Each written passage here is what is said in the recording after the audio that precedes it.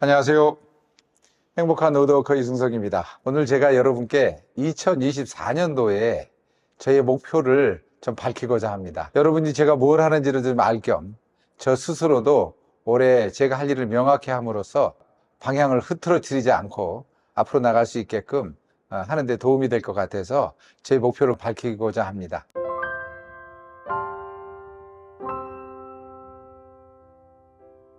첫 번째는 여러분한테 목재의 이해를 돕기 위한 여러 가지 활동을 하겠습니다.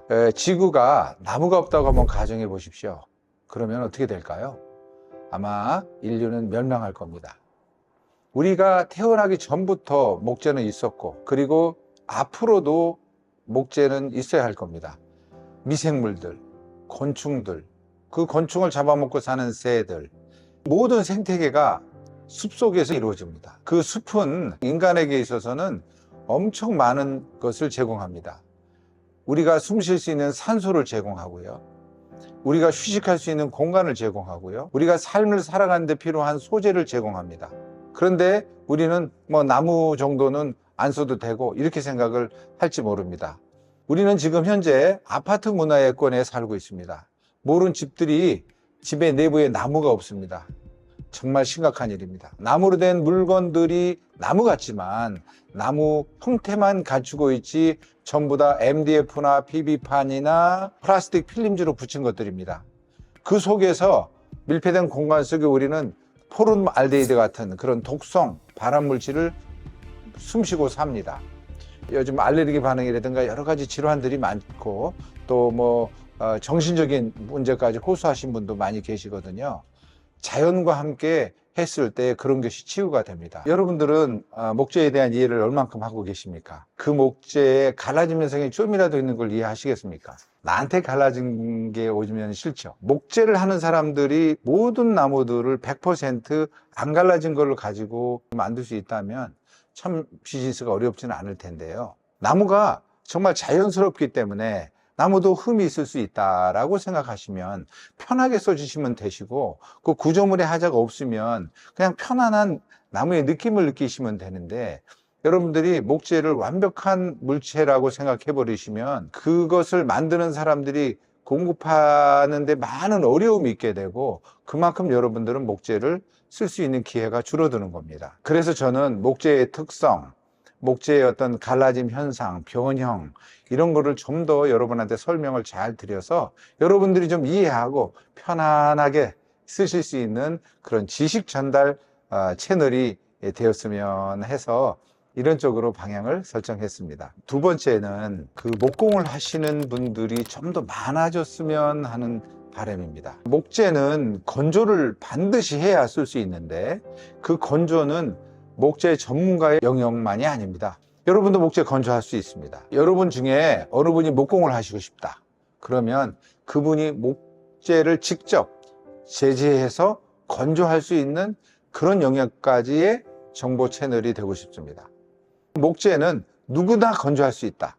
자유로운 목재의 형상을 제품화나 작품화를 하는데 도움을 드리고 싶다, 이렇게 생각을 합니다. 그래서 이를 위해서 제 혼자의 힘으로 어려우니까 단체를 한번 만들어 볼까 합니다.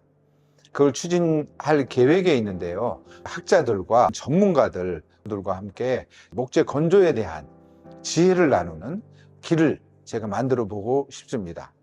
그렇게 해서 여러분들이 우리를 통해서 아주 쉽게 건조할 수 있는 그런 환경을 만들면 목공하는 사람들이 많아질 것이고, 그걸 또 많은 사람이 접하게 되지 않겠습니까? 그래서 저는 가장 중요한 목재 건조를 할 수 있는 어떤 지식 채널이 되고 싶습니다. 세 번째는 우리나라 목재를 쓸 수 있는 환경을 만드는 일에 제가 조금이나마 보태고 싶습니다. 우리는 민둥산이 있고 황산이었던 땅을 푸르르게 가꾸었는데, 그때는 정말 심는 데 급급해가지고 제대로 쓸 수 있는 걸 선별을 해서 심지를 못했습니다. 그래서 여러분은 산에 가시면 숲은 우거졌는데 앙상한 가지에 참 쓸만한 나무가 없는 것을 많이 보실 겁니다. 이제는 바뀌어야 합니다. 우리가 좋은 목재를 만나기 위해서는 수요가 있어야 우리나라 나무를 만드는 회사가 생길 겁니다. 산은 전부 다 민영화가 돼 있고 사유재산이지 않습니까? 그럼 사유재산을 국가기관에서 이렇게 해라 저렇게 해라 할 수는 없는 거거든요. 그러면 그 산을 갖고 있는 산주님께서 내가 가꾸기만 하면 이걸 판매할 수 있겠다, 이익이 생기겠다라고 하면은 심을 겁니다.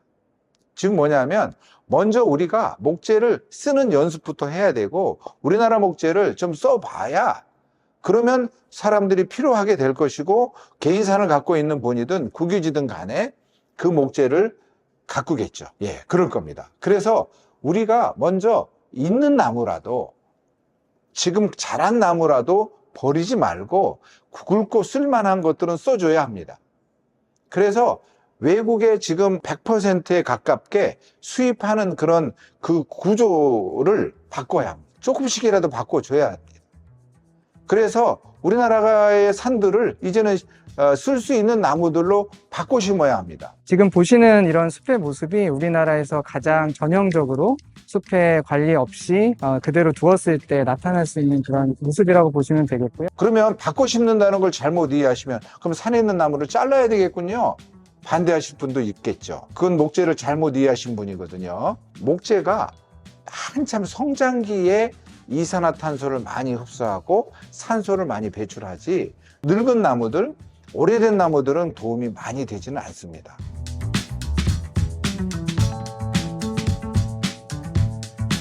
그런 나무들은 잘라내고 또 나무를 심어야죠. 입로가 있어야 되고, 그 다음에 나무를 관리할 수 있는 기관도 생겨야 되고, 그거는 어떻게 생기는 거냐면 여러분들의 수요가 있어야 생기는 거거든요. 그거를 건조할 수 있어야 되거든요. 그게 먼저입니다.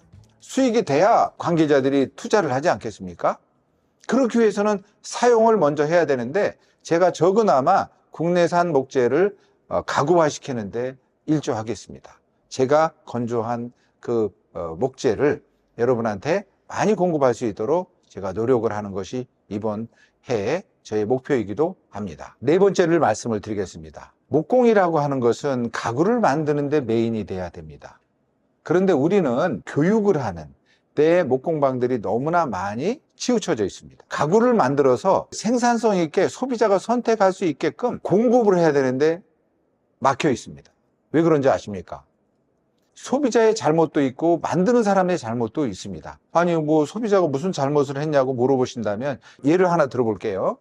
조선시대에 쓰는 좋은 그 가구들이 있습니다. 근데 그것이 상품화되지 않습니다. 그 시대에는 그 시대에 맞는 기술로 만들었습니다.